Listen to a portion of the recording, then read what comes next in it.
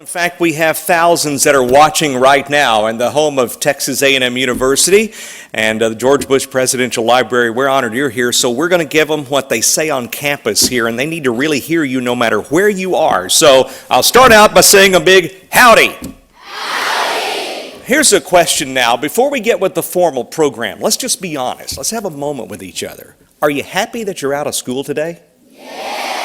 Very good.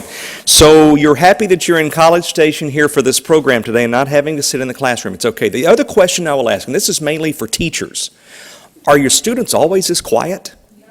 I thought so. Exactly. That's right. We are going to have a really good time today, and I will tell you from one that it seems not that long ago that I know it's hard to believe, but I was once your age, and the time does fly, as adults will tell you. It is an honor that you were chosen to be here today. You may not realize this till a little bit later on in life, that you've had the opportunity to spend time with a former First Lady of the United States, in Barbara Bush, and we will welcome her in just a few moments from right now. But I hope at some point you'll take time to visit with your parents about this to let them know what you've done, because I promise you later in life it's going to be something very special that you will remember for the rest of your life. On that, we say welcome to the 8th Annual Reading Discovery Distance Learning Program and Video Conference. It is a program of the Education Department at the George Bush Presidential Library and Museum, which is part of the National Archives and Records Administration. I'll be your moderator today. It's my honor to be here, I think, since the very first one happened, and we've been doing this for quite some time. My name is Mike Wright. I'm the Vice President and General Manager of 2 TV stations in the market, one here and one in Waco, KBTX TV and KWTX in Waco. Our purpose is to promote reading activities to help you enjoy your learning and to learn more as readers. Today's program, we're going to show you various uses of technology, an augmented reality or an AR app to bring the illustrations to life and to help you answer questions that you may have about the topic.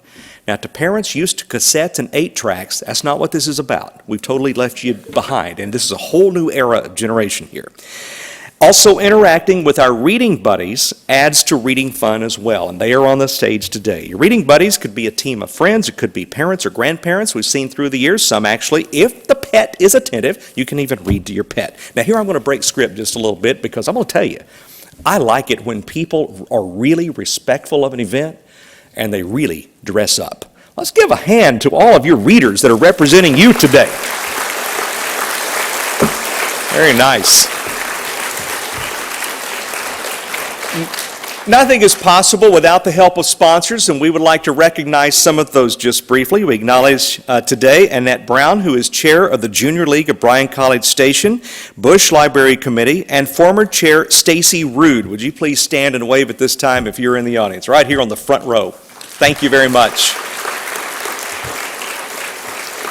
Also to Fred McClure, Chief Executive Officer, George Bush Presidential Library Foundation is with us today. Fred? Good to see you, my friend.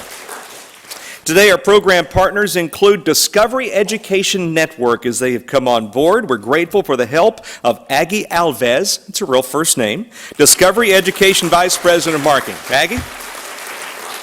I see you're donning the maroon today somewhat. It's close, is that right? Yes. Just because you're on this campus. What college did you go to? University of Maryland. I think we have a friendly relationship with them. It's not like you went to UT or something like that. That's very nice. All right. Also to Ann Dewey, the Discovery Education Texas Partnership Team. Ann is here with us today. Back for another year, author and artist Lynn Curley is also here. Lynn, thank you very much. Also, a little side note with that, we do thank him for his research and artwork on the engineering the story of creating the Mount Rushmore National Memorial, which is shared in his book, Rushmore. And thank you again for being here. We'd also like to thank the 2015 Reading Partners School Administrators for your leadership. We'll show our appreciation to them. And this is usually when you hear your administrator stand, the school that represents you, you guys can kind of clap a little longer and louder if you'd like, because this seems to be a fun part of the program. Bryan ISD Superintendent Dr. Tommy Wallace.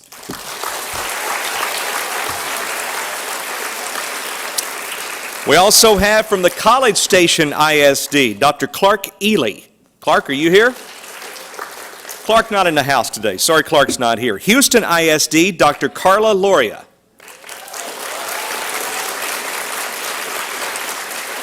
She is the elementary chief school officer. We also have with us, you could hold your applause till all of these are introduced. And stand as I call your name, please. We should have Principal Carol Happ from Johnson Elementary, Bryan ISD. From Houston ISD, Principal Christopher Carnes of Herrera Elementary.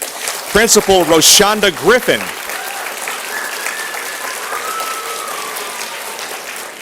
I see they follow instructions as well as they do in the classroom. Yes? It's okay, though. We'll let you applaud. That was Roshonda Griffin from Whidbey Elementary, Houston, and Principal Dave Wheat, the school at St. George Place. Dave. And a big well-deserved applause for all of those. Thank you very much for attending today. We also thank to all of the distance learning specialists working to make our national and international connections today. This includes ESC Region 11's Connect to Texas with Laurie Hogel, Lori Ham-Necker, Pam Nevin, and Pat Smuck.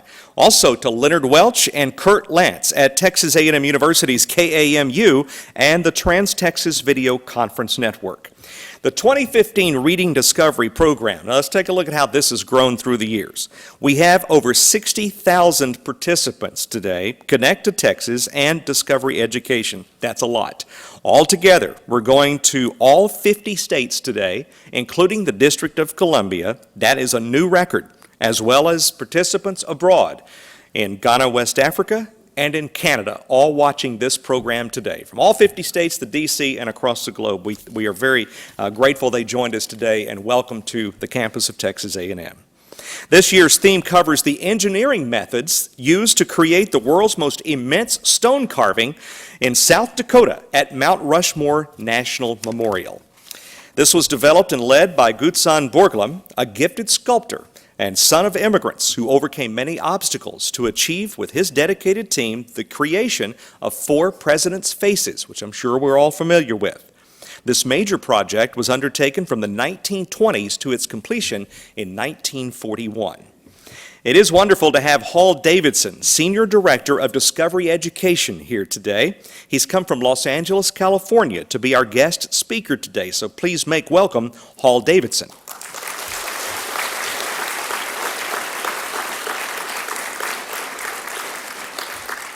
Paul, it's great to see you. Has it been on your bucket list to come to Texas? Yes, absolutely. Great. Well, we're very glad that you are here today.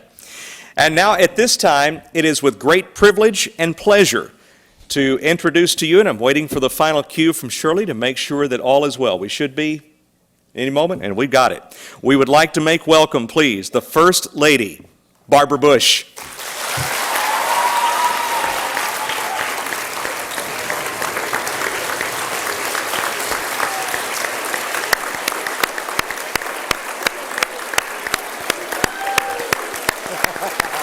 Nicely done.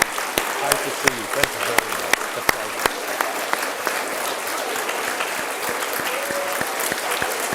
You're right over there.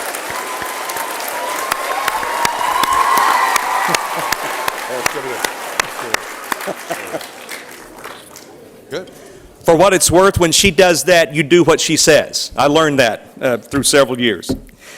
Mrs. Bush's number one cause is family literacy. There's been no better champion, and she herself is also a best-selling author. Mrs. Bush, it is awesome to see you again this year and an honor to be part of this. And we now will read selections from the book Rushmore. Thank you again for being here. Thank you, Mike. Do I start off? I think we're ready for you to read. If we got the microphone on, we're good to go. Why not? The mountain is a bare, massive outcropping of solid granite. Ancient and very dense, the stone was formed deep within the earth as a great upwelling of hot, molten rock, slowly cooled and crystallized over eons. As the land rose to form mountains, the softer rock above and around it gradually eroded away until it was exposed about 60 million years ago, just the other day. Now Now jutting in the rugged and scenic Black Hills of South Dakota, it stands nearly 6,000 feet above sea level. On a crisp, clear morning, excuse me, I've been sick. I'm well now. In 1885, a young lawyer from New York gazed across the valley towards that spectacular cliff. Charles E. Rushmore was visiting the Black Hills for his company, which owned the mines in these ore-rich mountains. "What's his name?" he asked. A local prospector and guide answered, "Never had any, but it has now. We'll call her Rushmore." 56 years later, obscure Mount Rushmore had been transformed by a great artistic and engineering project into an important American patriot shrine and tourist attraction. For there, in the years between 1927 and 1941, 4 gigantic faces were blasted, drilled, and carved into the ancient cliff. Mount Rushmore, am I cheating? Yes, I am. Just a minute. Skipping a page. The faces are those of 4 important presidents of the United States. Anyone know them? I do because I can read it. George Washington, Thomas Jefferson, Abraham Lincoln, and Theodore Roosevelt. Men whose achievements represent the founding, expansion, preservation, and conservation of America. The creators called the monument the Shrine of Democracy. Mount Rushmore National Memorial is far more than a tourist attraction. Planned in an era of national prosperity, built during a time of economic hardship, and finished on the eve of one of history's most terrible wars. It is a symbol of American optimism and a tribute to the power of the individual in a free society. Borglum's Shrine of Democracy has become one of the most familiar and inspiring of American patriotic landmarks, and it will endure for a very, very long time. Though the monument will gradually weather and erode, it should last tens of thousands of years. In the far distant future, barring catastrophe, the 4 faces will still speak to people for whom 20th century America is ancient, remote, and strange as a monument to all humanity. Mount Rushmore is for all the ages. I feel I'm about as old as Mount Rushmore these days. Not quite. Not quite. Good.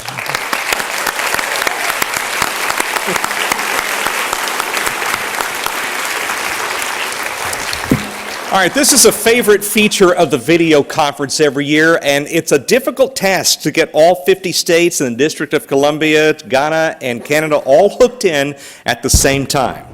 It's a favorite feature called the video conference, question and answer session with schools from across the nation and worldwide. We now will take you to Texas Education Service Center Region 11, where Mrs. Pam Nevin will facilitate and moderate the Q&A session as we visit schools from across the country with questions. Mrs. Nevin, hope you're standing by, and we say a big hello and a howdy to you from Texas A&M and the George Bush Presidential Library. Good morning. Great. Okay, so we've got about 21 schools that have questions for you, and I'm going to call on them based on their state and their location, and I'm going to have the students read the questions for you. So we've got some good questions, and I hope you're ready. I'm ready.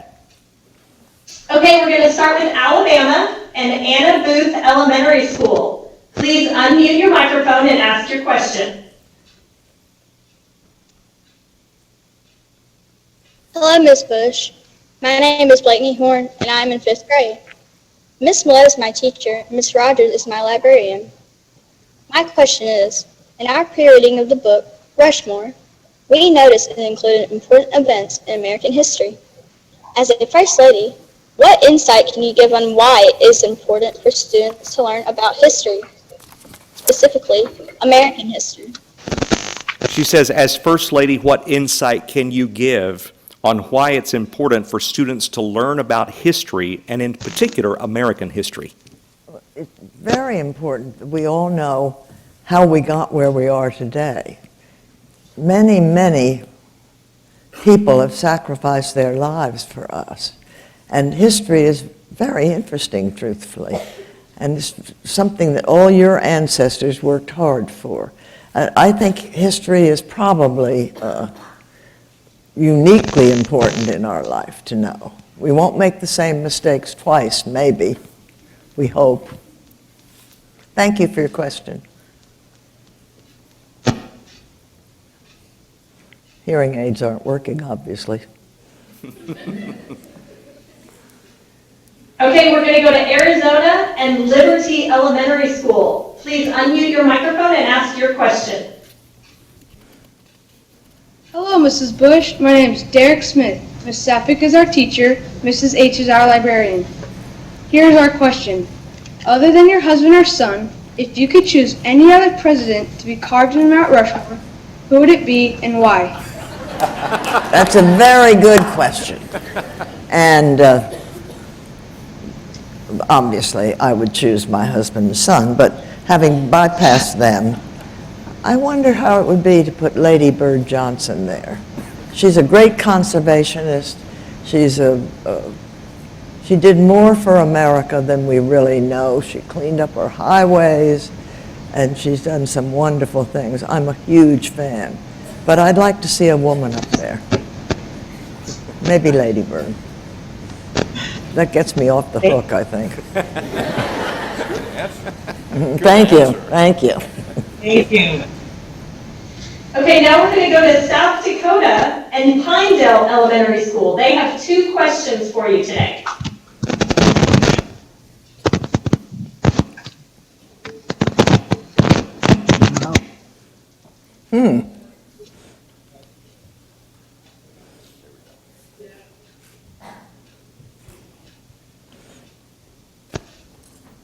Is this you? Is this you, all this? Yeah, this is all the places that are watching us, so they could all interact. I don't think we can hear you. No, We can't hear you. we can see everybody though.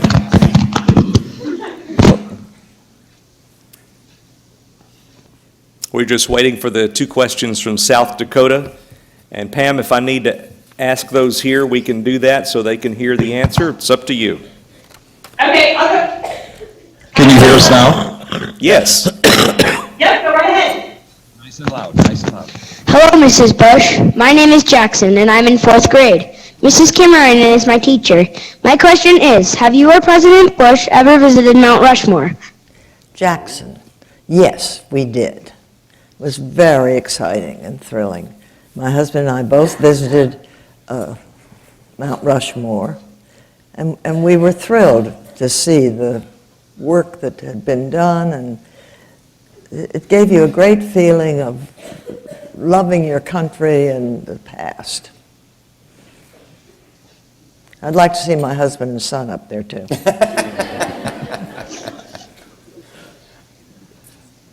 Is there a second question?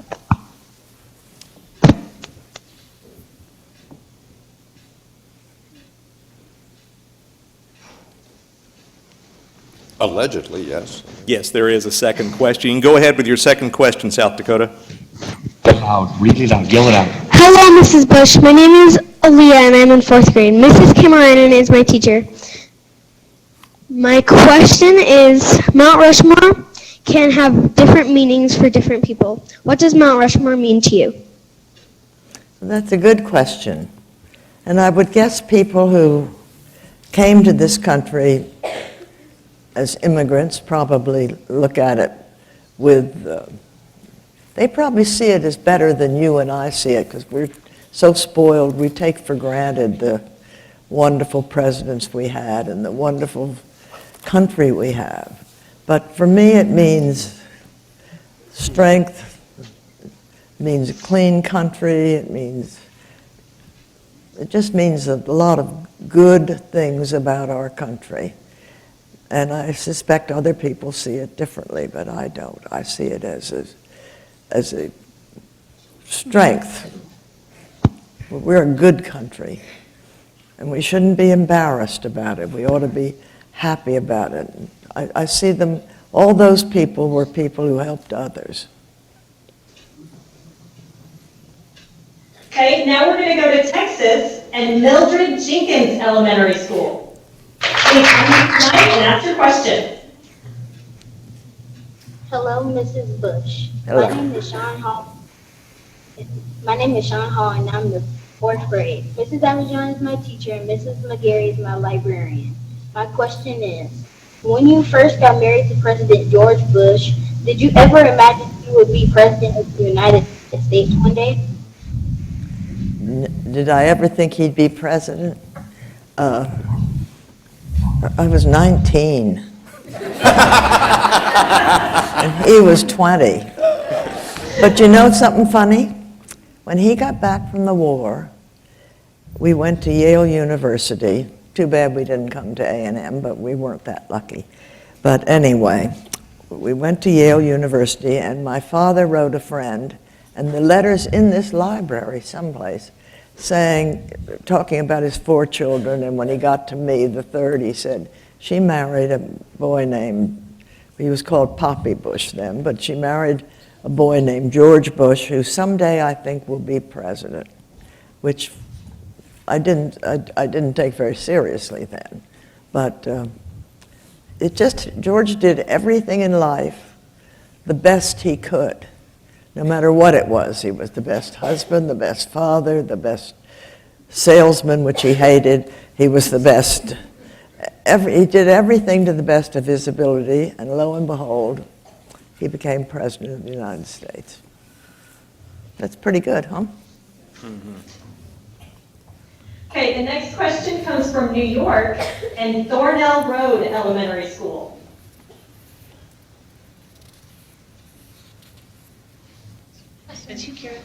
Hello, Miss Bush. Hello, Miss Bush. My Hello. name is Kira Boca. I'm in the 4th grade. Miss Stevens Oliver is my teacher, and Mrs. Ottavino is my librarian. My question is, do you and President Bush discuss the books you read? Do you like the same kind of books? Very good question. Not really. I'm sort of I like happy endings. And he reads a lot. He reads a lot of books about, well, not just sports, but he does do sports. But he does books about current events. He reads the newspapers. I like to escape. I don't like any criticism of my family, so therefore I can't read a paper. And I read something today that said Jeb is boring. Try living with him.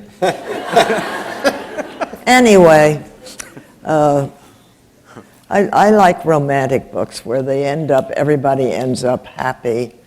And I do read a lot of I liked Catherine the Great very much. I like reading history books. And I like reading books a lot. I read all the time. I'm reading Dana Perino's book right now. That little tiny thing grew up in the North Dakotas and Wyoming, and she rode horses and was sort of a cowgirl. Huh. That little itty bitty thing. But that's what I'm reading now. Okay, the next question is from Ohio, and it's at Avon East Elementary School. Hello, Mrs. Bush. My name is Elena Bienick, and I'm in the 2nd grade. Mrs. Mason is my teacher, and Mrs. Hammerly is my librarian. My question is, where in the White House was your favorite place to snuggle with a good book and read without distractions? In the White House? Yes. Yes. The master bedroom wasn't bad. Nice couches. I really loved the solarium. I loved reading in the sun outside, sometimes in the garden. Just a lot of cozy places in a house that big. The second floor was totally private, and the third floor. So I liked reading in the solarium on the third floor or in the master bedroom. Peace and quiet. Okay, the next question is from Connecticut, Totoket Valley Elementary School. Can you please ask your question? Hello, Mrs. Bush. My name is Bianca Tynes, and I am in the 3rd grade. Mr. Stefano is my teacher, and Miss Seiden is my librarian. My question is, what was your favorite time of year in the White House? What was my... Favorite time of year in the White House? Oh, Christmas. Everybody loved Christmas at the White House. 40 people came from all over the country every year. You had to sort of fight to get on that committee, and they decorated the White House in a week. They did all the wreaths on the windows, and they decorated trees, and they had different themes every year. And people came from all over the country and sang, or they played bells. You could hear it upstairs in our part of the house. You could hear this beautiful music and solos and bells ringing, and it was just a happy, happy time. Not bad, huh? Nice. Easy answer, huh? The next question is from Texas, and we have Lillian Elementary School in Texas. Please ask your question. Hello, Miss Bush. My name is Jade Alford, and I am in 3rd grade. Miss Hammonds is my teacher, and Miss C is my librarian. My question is, why did you choose to support literacy as a First Lady? Why did I choose literacy as a First Lady? I chose it because every American, I'm quoting Abraham Lincoln, has the right to rise. Every American can't rise unless they can read, graduate from high school, go on to some college or university or community school where they learn a trade. We have neglected those people who can't read. And we should be so grateful to our teachers who have teaching these children to read. In the 3rd grade, if you don't read by the 3rd grade, the chances are you're never going to read. And then that means you'll never get a job, you'll probably go to jail, it just is tragic. So I chose literacy because if more people could read, write, and comprehend, then they would have a chance to rise in our country. This is the greatest country in the world, and it's disgraceful, the number of people we have who can't read. So we ought to thank our teachers and everybody who helps others. We just should be so grateful to them. I'm grateful to them. Okay, the next question is from Summit Elementary School in Illinois, and they don't have a working microphone, so I'm going to go ahead and read that question to you. To encourage reading enjoyment for struggling students, what tips would help students with reading disabilities? That's a very difficult question, but there's something new started now through I'm not sure exactly but it was the Barbara Bush Foundation. My son Jeb has taken over my life now. I think he's named it something else. But my daughter Doro and Jeb took over the Barbara Bush Foundation, and then obviously Jeb has gotten out of everything, and Doro was doing this, but they have Team Trenders, I think it's called. And what they're doing is it's very successful. They're getting teenagers to spend a couple of hours a week with a child who has reading disabilities and can really help them. And they're doing that all over the country now, and it's helping a lot, encouraging a child who has problems. And it really works. So I would suggest that all of you aim to help other people and get your parents to help and everybody in this room who looks relatively grown up, if they would help others. It just makes a big difference. There are all sorts of groups out there now that are helping. Houston is doing wonderful things, honestly. Veterans are helping, going to schools to volunteer. I hate to bring him up again, but Jeb, when he was governor, he tutored a child once a week. And everybody needs to have someone know their name and to care about their grades. And he took every lunch hour and tutored. And that's, well, we could all do that. In fact, some of us should give up lunch. Hey, the next question is from Blackshear Elementary School in Texas. Please ask your question. Hello, Miss Bush. My name is Marissa Perdomo, and I'm in the 5th grade. Miss Salazar is my teacher, and Miss Baines is my librarian. My question is, what is the funniest poem you have ever read or written? Do you know something? I saw that question. What's the funniest poem I ever read or wrote? Anybody else want to offer up a funny poem? I couldn't think of one. Can you? I know. Yes, I know one. It's one of the shortest poems ever. It's Let's hear called Fleas, and the poem is Adam Had 'em. Oh, I know that poem. Sorry. My only funny poem, but It's not hysterical.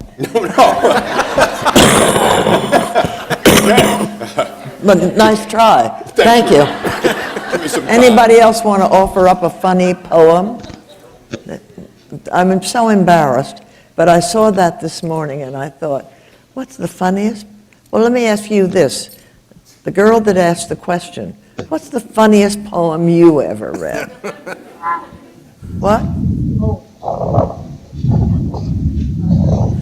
Dr. Seuss. That is funny, but what's the funniest poem? Can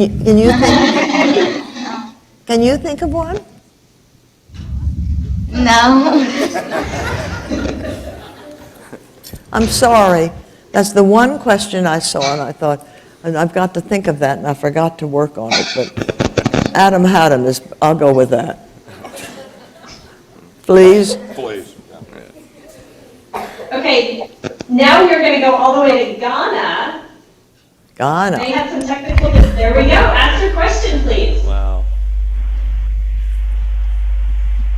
Hello, Mrs. Bush. My name is Noni Katiti, and I'm in the 8th grade. My teacher is Miss Sharon Covington, and my librarian is Miss Tone Barr. My question is, we know you have been heavily involved in literacy programs, and one of our goals is to increase literacy in Ghana. Is there any advice you could share to help us toward our goals? Yes. I think maybe I gave it earlier when talking about my husband. But if you do everything the best you can, whether it's being the best brother or the best sister or the best student, the best child, the best neighbor, if you stop someone from bullying, if you do everything the best you can, something very good will happen to you. And that's the best advice I can give you, is face each day, first of all, face each day as a joy. And secondly, face it where you say, I'm going to do something for somebody else. Whether it's I call my old great-grandmother like me and see how she's feeling, or whether I help a neighbor across the street, or whether I keep, bullying is a terrible thing. And if I stop someone from being a bully, do my homework every night, just do everything the best you can, and you will end up being maybe president of your country. Who knows? I hope so. Thank you. Thank you. Thank you. Ghana, you had a second question. Feel free to ask that now, too, please. Hello, Mrs. Bush. My name is Iani Zaza, and I'm in the 6th grade. Mrs. Sharon is my teacher, and Mrs. Tone Barr is my librarian. My question is, do you keep in touch with any other first ladies that you have met? Do you keep in touch with any other first ladies that you've met? I hate to tell you this, they're almost all dead. We're dropping like flies. But yes, I did keep in, well, of course, Laura Bush, my precious daughter-in-law, I stay in close touch with. But Lady Bird died, who I loved. Nancy Reagan is not well at all. Rosalind Carter, I really never felt that close to. But we meet at funerals and happy times like that. Sorry. Yeah. But I would if they'd live longer. Thank you. You're welcome. Okay, we're going to go to Canada, and we have Elbow Valley Elementary School. Please ask your question. Hello, Mrs. Bush. My name is Isla, and I live in Calgary, Alberta, Canada. My question is, how many countries did you visit during your time as First Lady? Said, how many countries did you visit during your time as First Lady? Gosh, that's a big question. I visited many, many, many countries. Well, I mean, all the way from New Zealand to obviously China, to Russia, to just South America. Certainly Africa. I went to 11 countries in Africa in one trip. My husband has given me a life of such excitement, such wonderful things. But yes, I visited many, many wonderful countries. I don't even have a favorite. I love them all. But I'm sorry that I can't. I don't know the numbers, but they're pretty exciting for someone who was 19 and thought she was marrying a young pilot. Okay, we're going to go back to Texas and Marvin Elementary School. Please ask your question.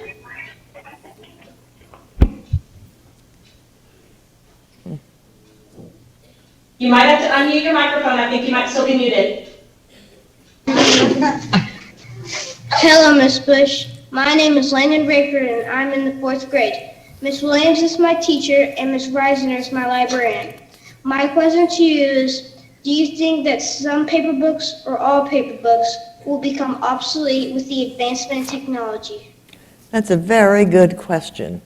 And I'm guilty of listening to books on tape myself.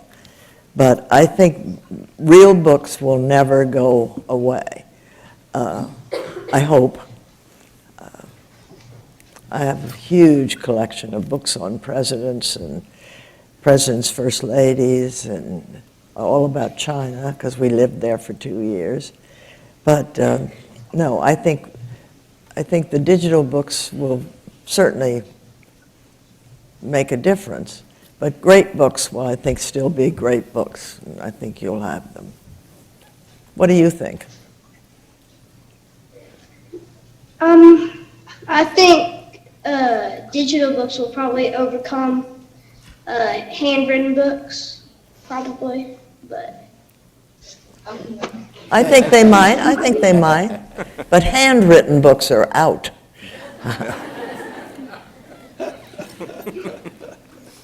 Thank you. Thank you. Okay, we are now going to go to Illinois, and we have Highland Elementary School. Hello, Mrs. Bush. My name is Maya Ira. I am the 5th grade. Miss Beast is my teacher, and Miss Gilman is my librarian. My question is, if you could choose to be any character in a children's book, which character would you be and why? If you could choose to be any character in a children's book, which character would you be? Oh, that's easy. And why? Miss Rumphius. Do you all know that story about Miss Rumphius, whose father told her to do something to make a difference in the world. And Miss Rumphius she was a librarian, and she had a very normal life. And then she went off and traveled the world, and then she came back to Maine, and she planted flowers. She planted them every place. And I love to plant flowers, and Miss Rumphius left the world a better place, a prettier place than when she started. And that's what I'd like to do. I'd like to leave it a better world. How about you? The next question is going to... What would you like? What character would you like to be? Nice enough. No. That's a hard question. I'm not sure. Not sure. See, that's a hard question. Okay, well, the next question is going to come from Alaska, and it's very early there, I hear, so it's Craig Public Library.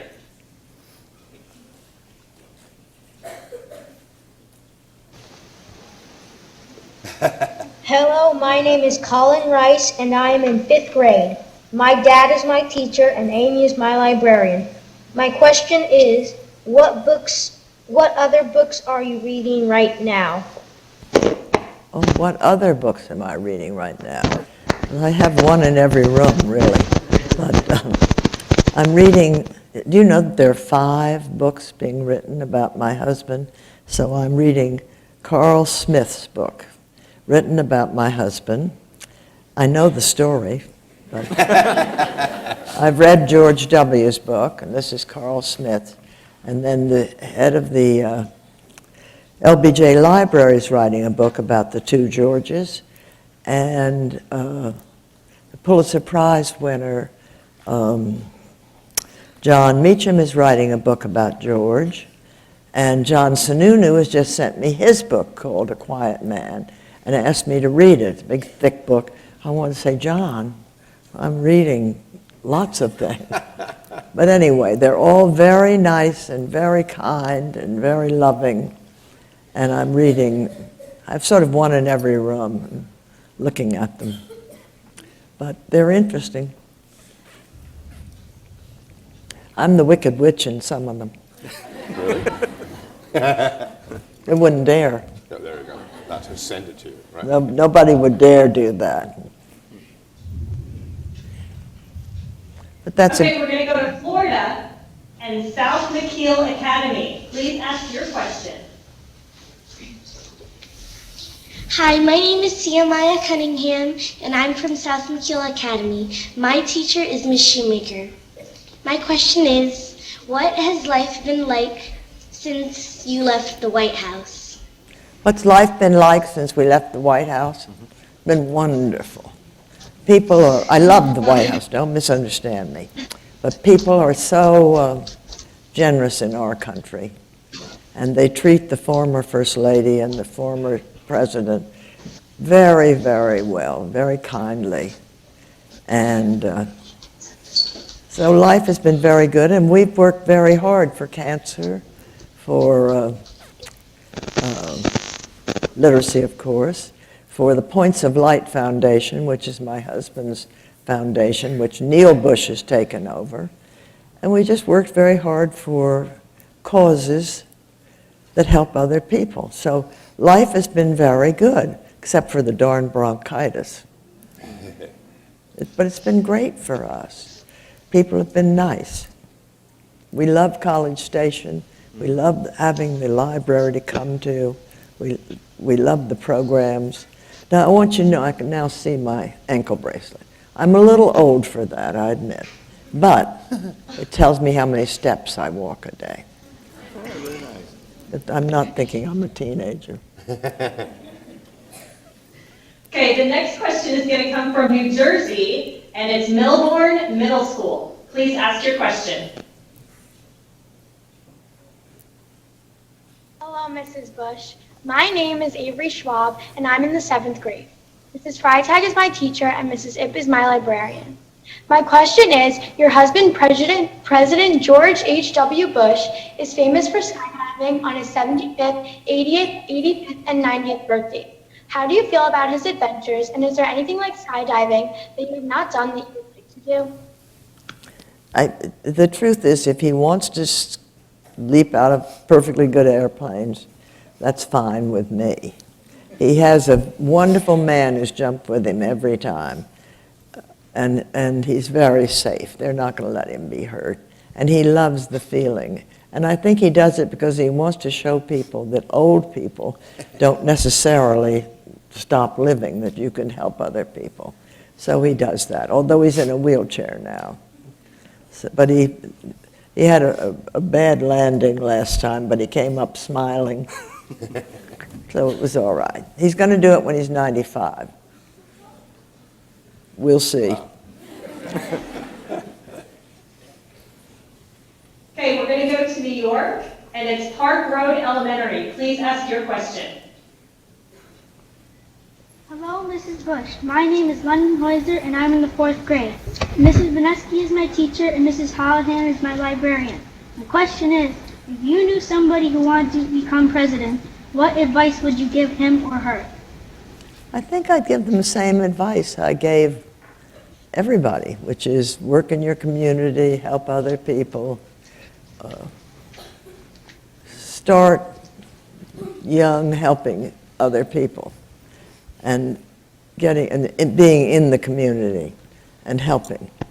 You just don't start from nowhere to leap up to president. It has to come by years of helping other people. I really don't think George Bush wanted to be president necessarily. I think he wanted to do the best he possibly could, and he did. And several times in his career, he thought there was no possibility to be president when he took the CIA job, which incidentally he liked as well as any job he ever had. He thought they were the most wonderful people who truthfully sacrificed for us. And but he really loved everything he did because he put his heart in it. We loved living in China. It was fascinating. But you just do the best you can, and you end up with either having had a wonderful life because you've given, or you may end up by being president. God bless you. Okay, the next question is going to be from Texas and St. Thomas More Catholic School. Please ask your question. Hello, Mrs. Bush. My name is Mariana Romero, and I'm and this is Alex, and we are in the 4th grade. Mrs. Roby is our teacher, and Mrs. Fontenot is our librarian. Our question is, how do you think technology will help us to achieve future goals? You're getting way over a 90-year-old's head. I think technology is going to change the way we learn.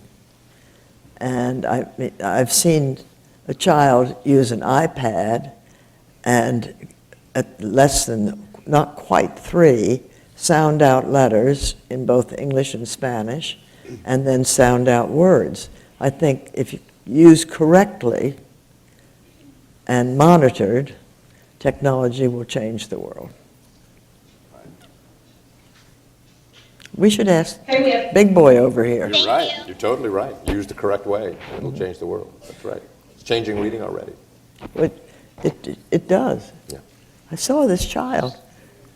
You have to have a lot of patience, though, to let her sound out the words. Yeah. Then they run up a bill when you give them access to the machine. It's interesting. Well, no, she just did the mother just had it on that one program. And that's what they did it while we had lunch. The child was amazing to me. I wanted to go in and learn a little something myself. Yeah, yeah. Okay, we have two more schools for us. We have Illinois and Great Fork Upper Elementary School. Please ask your question. Looks like you're unmuted. Oh, me. Hello, Mrs. Bush. My name is Joseph Jansen, and I'm in the 4th grade. Mrs. Lurkins is my teacher, and Mrs. Gentman is my librarian. And here's my question. What character traits do you believe are most important to creating a strong society? What character points do I believe will create a... Better society. Well, I think all the ones I talked about, really. Caring about others, not being a bully, honesty, not bragging. I always think of George's mother, who was so amazing. But she would, "Don't be a braggadocio, George," she'd say. Or, "George, I saw you talking to Tip O'Neill during the State of the Union speech." He said, "Mother, he was talking to me." But it's just good manners, thoughtfulness, helping others makes a huge difference. And I think that's what America's all about, or caring for others. At least I hope that's what it's all about. I think this last Okay, school, the last question. it's The my last school. question is from Maine Brewer Community School. Will you please ask your question? Hello, Mrs. Bush. My name is Callie, and I'm in 3rd grade. Mrs. McGinnis is my teacher, and Mrs. Holyoke is my librarian. My question is, what is your best advice for us to be successful in our lives? I think I gave it to you over and over again, which is to help others. And this is my school in Brewster, Maine. I visited, and I Skype with them. They're a good school. But I think just the same advice, which is don't waste your time hating. Don't let someone be a bully. Help others. Be honest. It's just the same old advice, which is truthfully, just be nice, but be thoughtful. I think you'd find that will make your life wonderful. Thank you, Mrs. Bush, to Mrs. Nevin, and to all of the students that have made this possible. Thank you guys so much for joining Sounds us like today. everybody was sick. Wow. This time it's wonderful to welcome our guest speaker for a few brief remarks, Hall Davidson of Discovery Education. For 40 years, he's been an educational innovator in important waves of change, first in broadcasting, then in computers, and now digital learning. As part of an Emmy-winning team, math and technology integration programs were created. He encourages the use of how technology should use us to engage and enhance learning. His work requires a great deal of national and international travel. We're glad he's in College Station, Texas today. Now please welcome our Emmy-winning technologist, Hall Davidson. Thank you. Hi, guys. So it's interesting. This relates a lot to what we've been talking about technology and about reading and the integration. But before I go on, let's just again commend the former First Lady Barbara Bush for a commitment to these young people, for driving here, and for a commitment to literacy and people all over the country. Let's just give her a hand.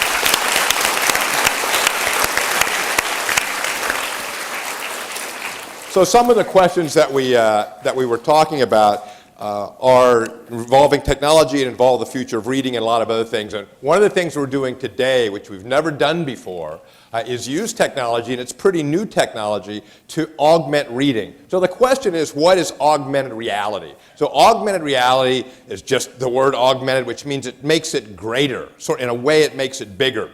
So I've got some examples here. Augmented reality is something that may seem strange. If you've got a mobile phone, how many have mobile phones?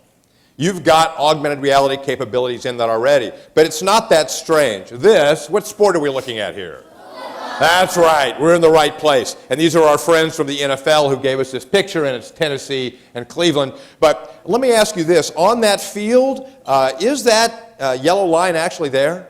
No. It's not there, right? What is it? Anybody recognize what that is? Line of scrimmage. That's exactly right. And what's the orange line over there? That's the first down. And does somebody come out and lay that on the field? No, it's augmented reality. It's something that's laid on top of an existing picture. And all of your mobile phones and all of your computers and all of your tablets can do just that, which is pretty amazing. So that's what augmented reality is. And it would be hard to go back to watching television, to watching sports and football in the old way, don't you think? So what we've done today with these young people is explore that and how it works to reading. But let me show you some examples of how this works. I was in London recently. You heard I get to travel a lot. And the Museum of London has an app where they took old pictures and put them in an app so it lives in the internet. And when you walk by with your phone and you see a place that has an old picture, it triggers it. So you can actually walk by. This is me walking by, and that's the subway, the tube there, but you can see what it looked like in 1945. When you hold up your phone, it drops in and you see what it looks like. So this is France. This is a web-based app. And this is what it looks like now, but you can see what it used to look like back in 1945. And that's a big difference, don't you think? You talk about remembering what people did. You asked the former First Lady, well, what's the thing to remember? And she said, so you don't make the same mistakes twice. This is one of the things you can do just by holding up a phone. Imagine you're on the beaches in France, this is Normandy, and you can look around and actually see what was happening back in the Second World War in 1945. So that's what augmented reality is. It's the ability to make what we see richer in that way. So I have one book here that we'll see as an example. And this is a book, and here's what it looks like. It's the Fantastic Flying Books of Morris Lesmore, and it's a book about someone that really loves reading and loves books. And all the books, unfortunately, in this story, get blown away. So they're all blown away, and Morris is sort of lost and doesn't really know what to do. So we can, with our, I'm now opening my mobile device here. This would work on almost anything, but I'm using, this happens to be an iPad. And here's the book, and you get the book, and you've got a print book, and you say, gee, is print going to go away? Not so much, because now we've got the ability to augment what happens. So here's the book, and here's the place. Remember, all the books got blown away, and they've all gone to a place, and somebody leads Morris to where the books all are. So here's the place where the books are, and here's the page. And you can't see it very well, but here's what's kind of neat, is if I go into my mobile device, I can look at the page in the book. Morris slowly walked inside. And then when I look around, you see it on the screen? I'm in the room. I'm actually inside the room where the character is. So I can look up and I can look down and I can look at the floor. And do you hear the books trying to read themselves to Morris? As if hear that? each book was whispering an invitation That's the book on that shelf. to adventure. That's the book over on that shelf. So each page in this book, by using a device, brings more out. That's augmented reality. Would you like to see the book on the lower intestine? Oh no, after lunch.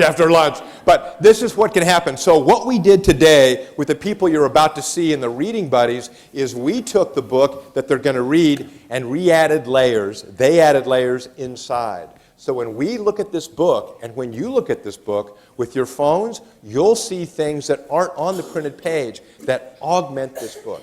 So some of the science and some of the stories and some of the pictures that aren't in here, but they're just suggested, these young people have added. And that's what we're going to see when they finish doing the reading in the traditional way. So that's what augmented reality is. This group did a really good job of putting stuff together. We did some of it in this room, some of it they did at school, but I think you're going to be very excited when you see the augmented reality of the book Rushmore, which they're about to read. All right. Hall, thank you very much. Thank you. Fascinating. Fascinating.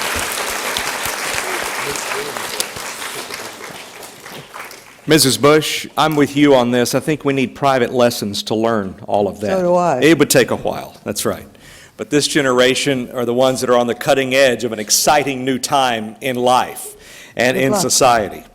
4 groups of reading buddies will at this time read selections from the book we've been talking about, which is Rushmore. First, we have reading buddies in the 5th grade from Johnson Elementary School, the Bryan Independent School District. And they are Deja, Madeline, and Jackson.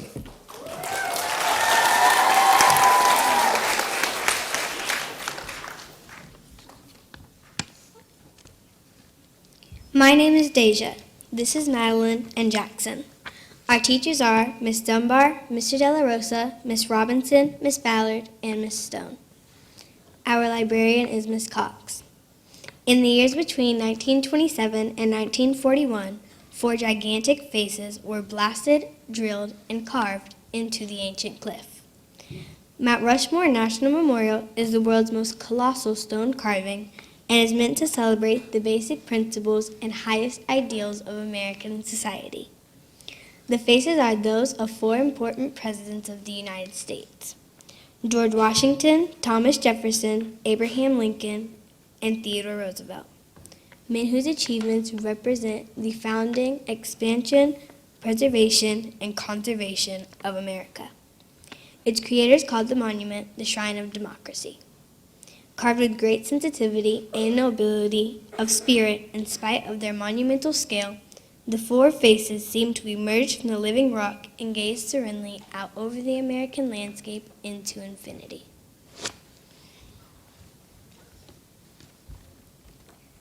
The 1920s were a monumental era. The events of the First World War had turned the United States into a world power. There was peace and prosperity, and the future seemed limitless. American industry was growing. Great skyscrapers were being built in large cities, and the automobile was transforming American life.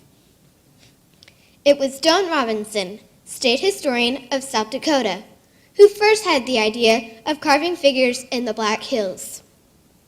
He proposed that figures from the Old West be carved into a group of granite spires called the Needles.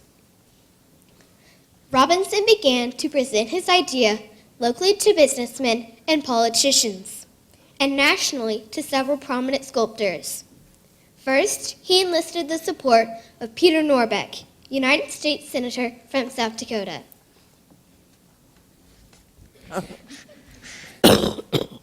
Robinson instantly saw wonderful possibilities in the proposition if it should fall into the hands of an artist big enough to handle it. But as he said, the fellow who does this must be something more than a stone carver. His name was Gutzon Borglum, and he was much more than a stone carver. He was a professional sculptor of some fame, with great talent and charm, a huge ego, and almost boundless ambition. Borglum was known for thinking, dreaming, and talking big. And in 1924, at the age of 57, he received Robinson's letter saying, "Would it be possible for you to design and supervise a massive sculpture?" This had been the opportunity Borglum had been hoping for. He was interested in everything, considered himself an expert in many fields, and radiated enthusiasm and energy. They had found their artist. The South Dakota proposal had gripped Borglum's imagination, and he decided to make it happen. Borglum first saw Mount Rushmore in August 1925.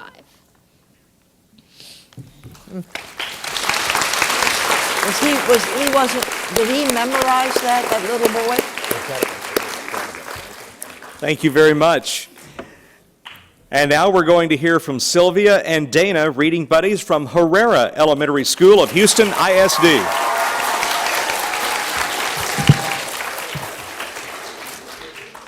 My name is Sylvia, and this is Dana. Our teachers are Miss Dagan and Miss Curtis. Our librarian is Miss Salinas. Borglum quickly convinced Robinson that the carving should honor the greatest men in American history. Presidential portraits would be on an epic scale with Washington, Jefferson, and Lincoln as obvious choices. As first president, George Washington was the father of his country. Thomas Jefferson, the third president, had written most of the Declaration of Independence in 1776, and while president, began the expansion west with his purchase of the Louisiana Territory. Abraham Lincoln, the 16th president, guided the nation through its most terrible era, the Civil War, and preserved the Union.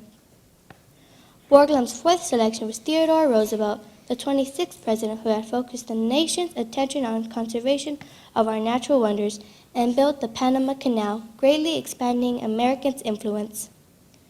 Others considered briefly were Woodrow Wilson, 28th president, who led the country through World War I. Also, a grassroots campaign urged, including soon-to-be Anthony, campaigner for equality of women.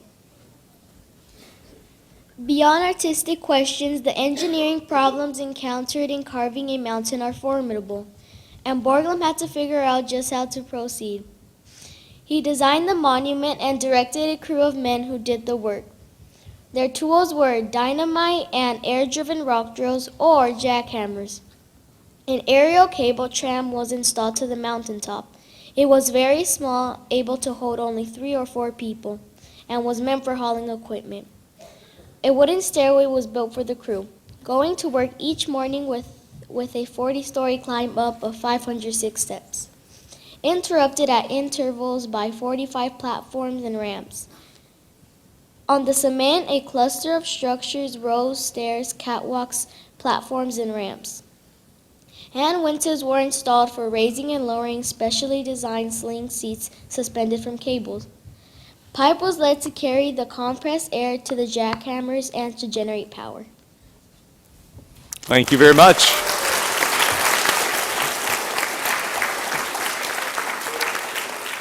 Now we welcome Emma and Jackson from Houston ISD. They're reading buddies from the school at St. George Place.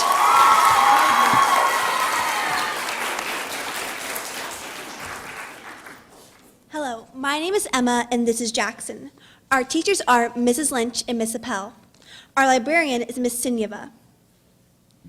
After months of sketching and clay modeling, Borglum prepared large plaster models. Model proportions were transferred to the mountain by a method called pointing, a mechanical process used since ancient times for copying statues from smaller models. For each head at Rushmore, a giant version of the pointing device was installed on top of the mountain, with a horizontal boom 30 feet long. This way, 1 inch on the model equaled 1 foot on the mountain. By constantly pointing, the crew knew where and how much to remove. The Rushmore crew learned to use dynamite with great precision, removing vast amounts of stone and roughing in each face. They blasted to within inches of the finished surface. After the general face shape was roughed in, blasting gave way to honeycombing. Closely spaced holes were drilled to a specific shallow depth determined by pointing. Finally, in a finishing process called bumping, rough places and drill marks were ground away with a special drill bit. The men who actually carved Rushmore were local workmen needing a job in the 1930s Great Depression. The work was hard and dangerous, but pay was quite good. A 1937 carver was paid $1.25 an hour, a handsome wage then. Many of them had been miners familiar with blasting and drilling rock, but they had to learn to handle 85-pound jackhammers while dangling from a windswept cliff. As a worker said, hanging out there on that dinky cable. Considering the danger involved, it is remarkable that no one was killed or very badly injured while working on the mountain. There were some close calls, several broken bones, scrapes, and scratches. The tram brake gave way hurling on the base of the mountain. Few men who were hurt. On another occasion, a lightning storm caused dynamite to explode, startling men who were dangling on the cliffside. As much as anything, Mount Rushmore is a monument to the hard work of these men. Thank you.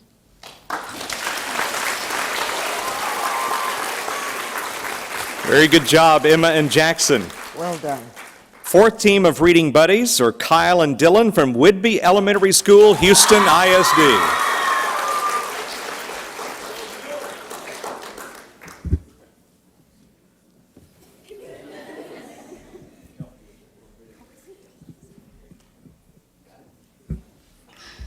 My name is Kyle, and this is Dylan. Our teachers are Mr. Mayfield and Miss McKinney. Our librarian is Miss Dickens. Sometimes Borglum was forced to change plans. Jefferson was on Washington's right-hand side, not left. As work progressed and rock was removed, stone underneath was revealed as faulty and unsuitable for carving. It was an agonizing decision for Borglum to change his design so radically. He had no choice but to blast away the original Jefferson and start again on the left side of Washington. He had to keep shifting the head's position as he blasted until he found the best part of rock. Even then, Jefferson's lip required a granite plug to patch the defect in the stone. Jefferson's face was finished enough for the dedication, on August 30th, 1936. The guest of honor was Franklin D. Roosevelt, who was fascinated by the face model of Theodore Roosevelt, his cousin. Viewing the unfinished monument, FDR declared, "I have no conception not only of its magnitude, but also of its permanent beauty and importance."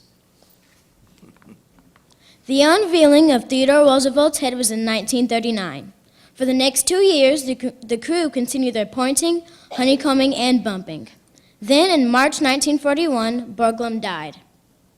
Vigorous almost until the end, the colorful artist with this colossal vision of an inspiring and patriotic work of art had lived to see his great masterpiece almost realized.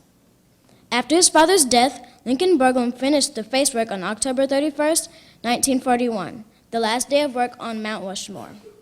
The 4 faces on Mount Rushmore are immense. Each measures about 60 feet from top of forehead to chin.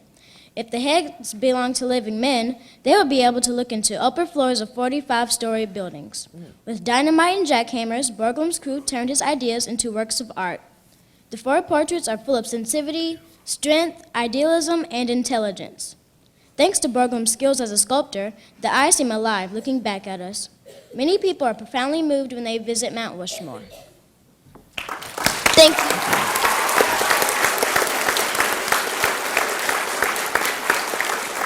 Thank you to Kyle and Dylan.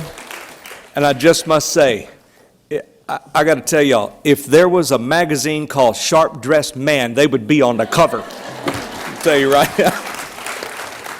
I'd like to thank all of our readers for a remarkable job today. To Deja, Madeline, to Jackson, Sylvia, Dana, Emma, Jackson, Kyle, and Dylan, thank you so much for being part of our program today.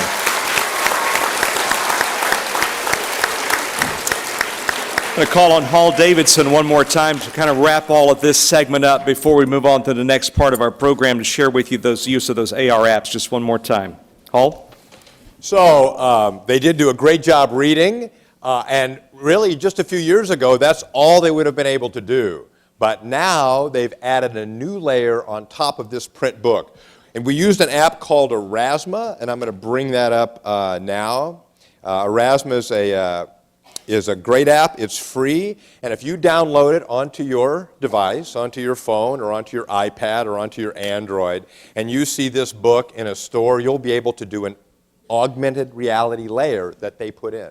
So if you're wearing technology like Google Glasses, you could look and the page would be different than it would be without that device. So that's what they've done. Some of them did it at school, as I said, and some of them did it at home, but let's take a look at this book and see what they've added to it. Now, if you wanted to do this at home, where you are, if you're watching this now, all you have to do is download the Erasma app. It's free, and follow the channel Reading Discovery, and then you'll be able to see this happen too. So here's the cover, and one of the things we did yesterday as we were playing around is we looked at the cover, and we decided that it might be nice if the author, Lynn Curley, and the organizer of this event, Dr. Shirley Hammond, were also on the book. So there they are. Isn't that fun? So there's the book, there's my hand, and when we hold a device over it, that's what we see. So that's kind of fun, huh? But that's not all, because on the inside, if we open up the books, here's the title page, and if we look on the inside, what we'll see is... Welcome to Reading Discovery. I'm so glad you're here and that you have joined the reading program. Isn't that fun? So we have the former First Lady in the book, which may be a surprise. We may owe you some royalties. Let's give her a hand for sending in that video.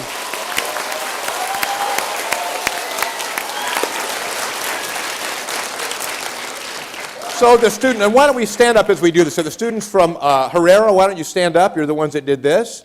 Just stand up right there where you're sitting. Stand up. This is a page, and they added onto it a picture, and this is the hardest one to bring up. I'm not always sure why, but they added a picture because of lava. Well, you'll see what it is. But remember when they were reading, they talked about the origin of the rocks, and it was formed by a lava flow, right? So now you can actually see the lava flow. And you wouldn't be able to see that on the page, but they added it because they felt that was an important addition to the understanding of the book. So they added that on page 7. And on page 25, which was kind of the exciting page because they talk about carving out the mountain and having explosions and things like that. And there's a drawing of an explosion, but they went and found a picture from the Department of Defense of an actual explosion of TNT going off. So you can actually see the impact of a real explosion over the page where they're dynamiting the picture. Don't you think that's amazing? So that's the kids from Herrera. Guys, did you stand up? Stand up.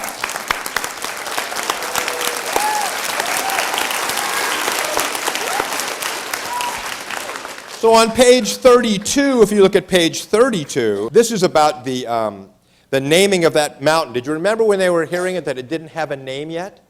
That the mountain didn't have a name? Well, they did a reenactment of the conversation when the people first laid eyes on that mountain, and this is the conversation that they think might have taken place.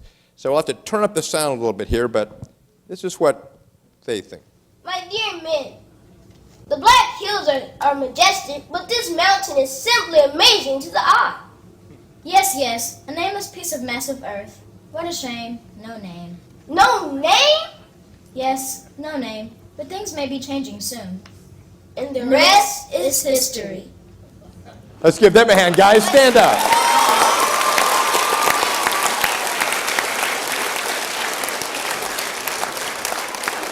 So, and we did that yesterday, right? You shot the video at your school, and we put it into the book, and it was, do you think anybody could do that? Yeah, sure. So, yes, it says people outside. So this is the next page, and this is on page 27. The school at St. George's Place did this, and this was follows the passage they read about the wages. Remember the wages and what people got paid at the time?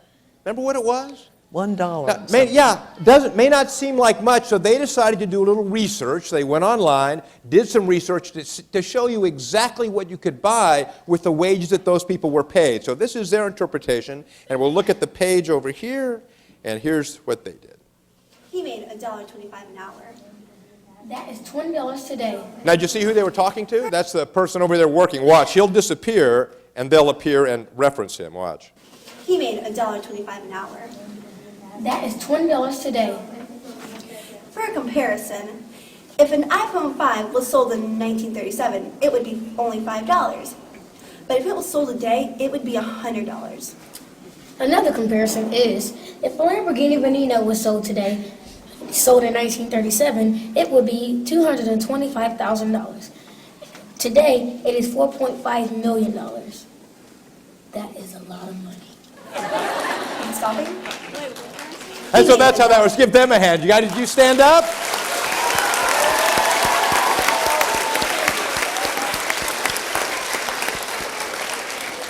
And in the very last illustration, we have our final augmentation. Well, let me say that as far as I know, this is the largest collaboration of authoring that's ever been done. So we think that this is the world's largest augmented reality authoring session. So let's give these kids a great hand for being part of it.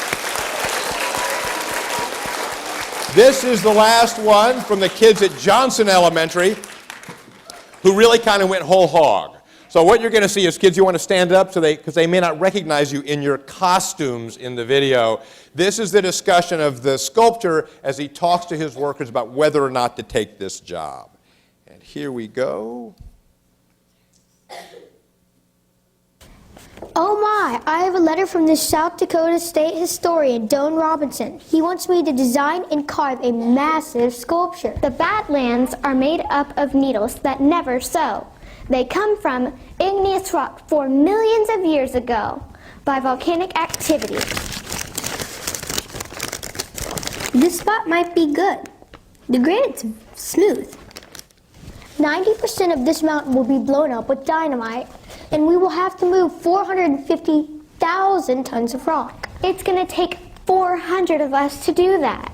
We can use jackhammers and hand chisels to carve the faces into the granite spires. The faces are going to be 60 feet tall, and I've done the math to scale. The noses are going to be 21 feet long. How wide are the eyes and mouth? I've used a plumb bob to enlarge my model 12 times. The eyes are going to be 11 feet wide, and the mouth is going to be 18 feet across. That's what you call a big mouth. We'll have to use harnesses and scaffolding to go up because we're going to be 5,725 feet above sea level. I have a question for you. How much will we be paid? Well, I have some good news and some bad news. The good news is that I'll pay you $8 a day as long as you work hard. The bad news is that it's going to take 14 years. Well, we better get started. And then you're going to see the sculptures that took place. They and their colleagues there. Let's give them a final hand. I think they did a really, really good job.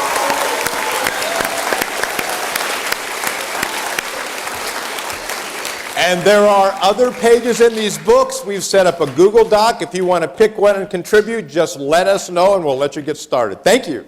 All right, thanks all. Bravo. Isn't that fun? Fascinating. Throughout the years, we've always wrapped up with a little music, and our quartet today is known as the Agonizers of Texas A&M University's world-famous singing cadets. Quartet members are Michael Duty, Taylor Thompson, Ivan Dixon, Daniel McFarland. It is a pleasure to have you guys with us today, and welcome back once again this year. They're going to sing two quick favorite songs today, one called Nouns and the other PB&J. Noun, noun, noun, noun, noun, noun, noun, noun, noun, noun, noun, noun, noun, noun, noun, noun, noun, noun. Noun, noun, noun, noun, noun, noun. Hey Taylor, Yeah? you're wearing a noun. A what? Hey Taylor, Yeah? you're wearing a noun. Get it off! As a matter of speaking, a person, place, or thing, like a hat, a shirt, a ring, each is a noun. So you're wearing a noun. Noun, noun, noun, noun, noun. Noun, noun, noun, noun, noun, noun. Hey Daniel, What? you're eating a noun. I'm eating what? Hey Daniel, you're eating a noun. I thought it was peanut butter. In a matter of speaking, a person, place, or thing, like bread or a chicken wing, each are a noun. So you're eating a noun, noun, noun, noun, noun, noun. Noun, noun, noun, noun, noun, noun. Noun, noun, noun, noun, noun, noun. Noun, noun, noun, noun, noun, noun. What about Susie Brown? She's a noun. Phoenix or Allentown. Those are nouns. A taste, a smell, a sound. They're all nouns. Noun, noun, noun, noun, noun, noun. Noun, noun, noun, noun, noun, noun. Hey Michael, Yeah? you are a noun. Huh? Hey Michael, Yeah. you are a noun. Really? In a matter of speaking, A person, place, or thing, a champion or a king, they're all nouns. They're all nouns. They're all nouns.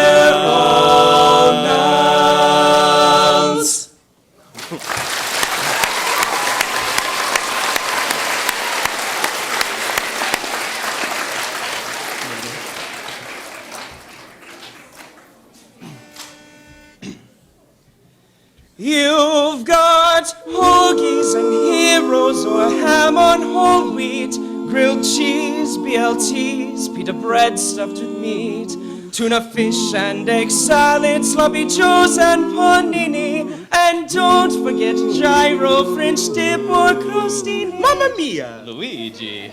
But the greatest of sandwiches, king of them all, no offense to dear dad's veggie burger supreme, is a sandwich preferred any time, night or day. The American legend, good old PBJ. Oh, I I'm peanut butter and you are jelly, and we're so happy on our little piece of bread. I remember the first time that I saw you sitting across the cupboard with your other jelly friends. 'Cause you're so sweet and I am chunky. You're low fat, well I'm working on that. 'Cause I'm peanut butter and you are jelly, and we're so happy on our little piece of bread. I'm at grape and strawberry, but you're raspberry, and that's my favorite kind. Please forgive me for my stint with honey. I looked on the label and not what was inside. 'Cause you're so sweet and I am chunky. You're low fat, well I'm working on that. 'Cause I'm peanut butter and you are jelly, and we're so happy on our little piece of bread. I'm so glad that I discovered you in the cupboard. I hope you're glad too. From now on we'll be stuck together, but what could be better than being stuck with you? 'Cause you're so sweet and I am chunky. You're low fat, well I'm working on that. 'Cause I'm peanut butter and you are jelly, and we're so happy on our little piece of bread. Together we're so happy on our little piece of bread. Together we're so happy on our little piece of bread. Little piece of bread.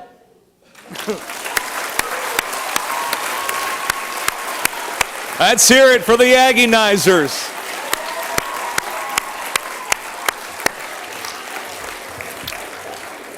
A special thanks for contributions to our program by First Lady Barbara Bush, Discovery Education's Hall Davidson, Mount Rushmore National Memorial Park Ranger Marvin Ochtenberg, the Reading Buddies, the Singing Cadets, the Distance Learning Specialists, students, all the teachers, the administrators that have made this possible, and those that have joined us worldwide by teleconference today. It's been a memorable day.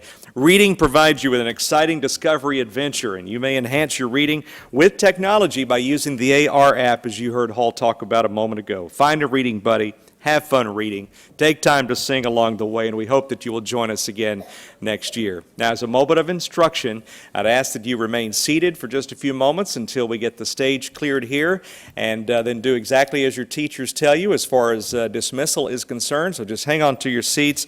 Mrs. Bush is going to leave first. She has privileges here at this facility. Barbara Bush, thank you so much for making us a part of your day. Thank you.